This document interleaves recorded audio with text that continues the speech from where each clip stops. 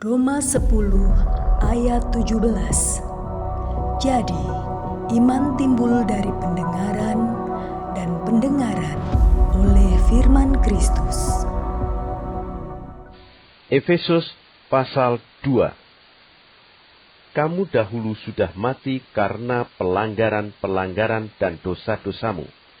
Kamu hidup di dalamnya karena kamu mengikuti jalan dunia ini, karena kamu mentaati penguasa kerajaan angkasa, yaitu roh yang sekarang sedang bekerja di antara orang-orang durhaka.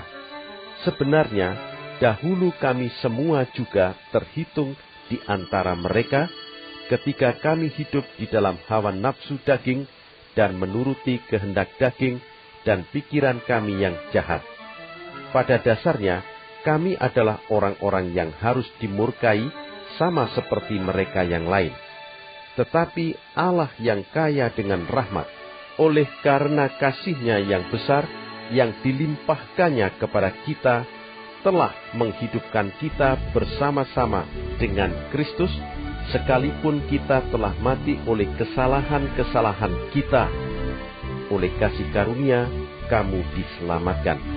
Dan di dalam Kristus Yesus, Ia telah membangkitkan kita juga dan memberikan tempat bersama-sama dengan Dia di surga, supaya pada masa yang akan datang, Ia menunjukkan kepada kita kekayaan kasih karunia-Nya yang melimpah-limpah sesuai dengan kebaikan-Nya terhadap kita dalam Kristus Yesus.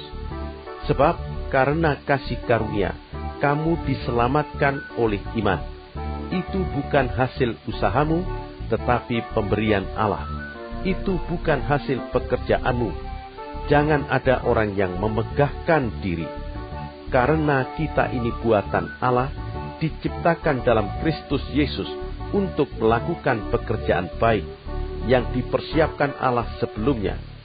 Ia mau supaya kita hidup di dalamnya.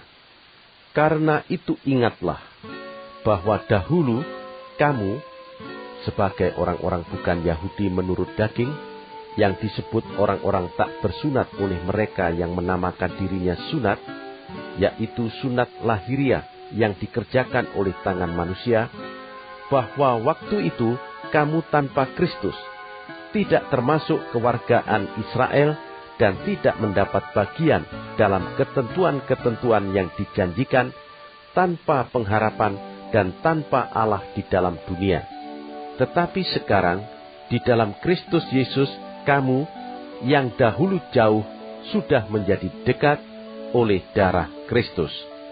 Karena Dialah damai sejahtera kita, yang telah mempersatukan kedua pihak dan yang telah merubuhkan tembok pemisah, yaitu perseteruan, sebab dengan matinya sebagai manusia, Ia telah membatalkan hukum Taurat dengan segala perintah dan ketentuannya untuk menciptakan keduanya menjadi satu manusia baru di dalam dirinya, dan dengan itu mengadakan damai sejahtera, dan untuk memperdamaikan keduanya di dalam satu tubuh dengan Allah oleh salib, dengan melenyapkan perseteruan pada salib itu.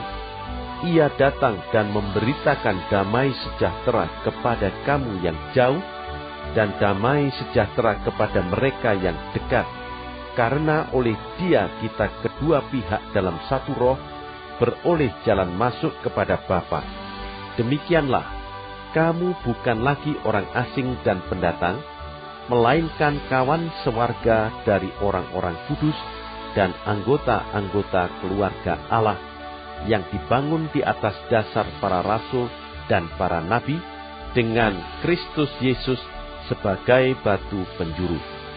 Di dalam Dia tumbuh seluruh bangunan, rapih tersusun menjadi bait Allah yang kudus di dalam Tuhan. Di dalam Dia, kamu juga turut dibangunkan menjadi tempat kediaman Allah di dalam Roh.